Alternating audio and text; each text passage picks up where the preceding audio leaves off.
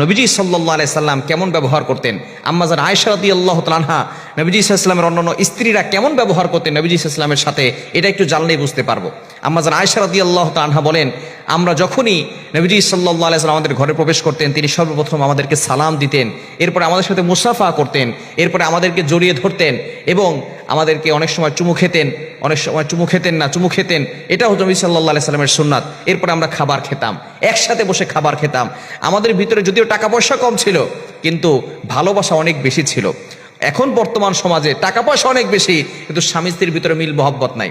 অবশ্যই আপনি ক্ষুধা লাগলে খেতে পারবেন স্বামীর আগে আপনি খেতে পারবেন, এতে ইসলাম বাধা দেয় না। ক্ষুধা লাগলে অবশ্যই খাবেন, তবে একসাথে খেলে অবশ্যই সেখানে বরকত থাকে এবং স্বামী স্ত্রী একসাথে কথোপকথন করলে, একসাথে খাবার খেলে নফল নামাজ পড়ার সওয়াব তারা পেয়ে থাকে। এটা অনেক স্বামী স্ত্রীরা জানে না। স্বামী স্ত্রীর ভিতরে যে মহব্বত, এই মহব্বত অন্য কোথাও নাই। নবী সাল্লাল্লাহু আলাইহি ওয়াসাল্লাম নিজে জানিয়ে দিয়েছেন।